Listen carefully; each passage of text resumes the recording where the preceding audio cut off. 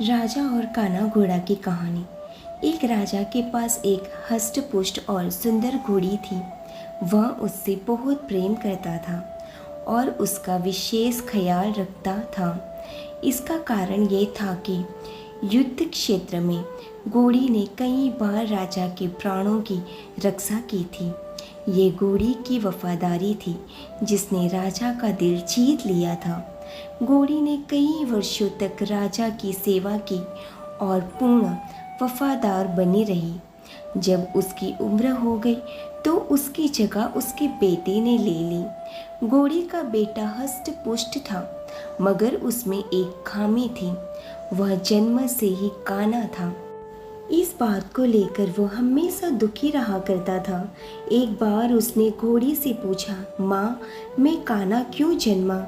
घोड़ी ने बताया, बेटा, जब तू मेरे गर्भ में था उस समय एक दिन राजा मेरी सवारी कर रहा था और मेरे कदम लड़खड़ा जाने पर आवेश में आकर उसने मुझे एक चाबुक मार दिया था। शायद यही कारण है कि तू काना जन्मा। घोड़ी ने समझाया, नहीं बेटा, राजा हमारा पालनहार है। उसके प्रति प्रतिशोध की भावना अपने हृदय में मत ला। क्षणिक आवेग में उसे क्रोध आ गया और वह स्वयं पर नियंत्रित नहीं कर पाया। इसका अर्थ ये कतई नहीं कि वह हमसे प्रेम नहीं करता। तू प्रतिशोध लेने का विचार अपने हृदय में से निकाल दे। माँ के समझाने पर भी काने घोड़ी का क्रोध शांत नहीं हुआ। वह राजा से प्रतिशोध लेने का अवसर ढूंढने लगा। बहुत जल्द उसे यह अवसर मिल भी गया। राजा युद्ध के मैदान में काने घोड़े पर सवार था। उसके और उसके पड़ोसी राज्य के राजा के बीच घमासान युद्ध छेड़ा हुआ था। तलवारबाजी करते करते अचानक राजा घोड़े से नीचे गिर पड़े। मौत उसके करीब थी। काना घोड़ा उसे वहीं उसी हाल में छोड़कर भाग सकता था, लेकिन उसने ऐसा नहीं किया। उसने फुर्ती दिखाई और राजा को फिर से अपनी पीठ पर बिठाकर उसके प्राण बचा लिए।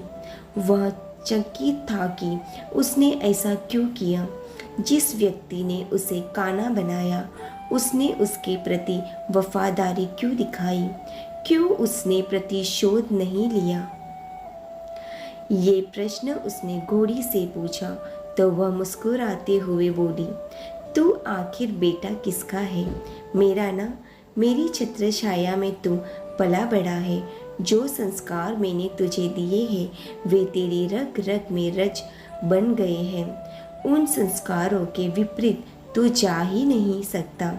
वफादारी तेरे खून में है बेटा, तू वफादार ही रहेगा।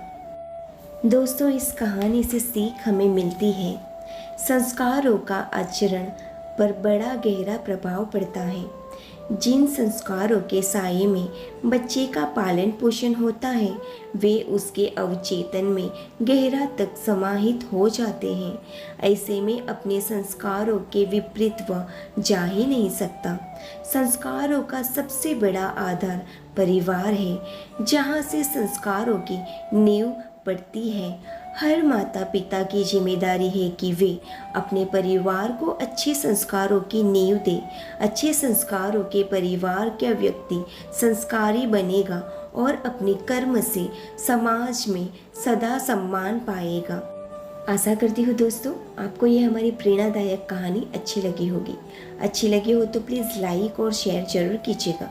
अगर आप हमारी चैनल पर नए हो तो प्लीज़ चैनल को सब्सक्राइब जरूर कीजिएगा, ताकि हमारा नेक्स्ट वीडियो आप तक सबसे पहले पहुँचे। कहानी के अंत तक बने रहने के लिए आप सभी का दिल से बहुत बहुत धन्यवाद। जय श्री कृष्ण।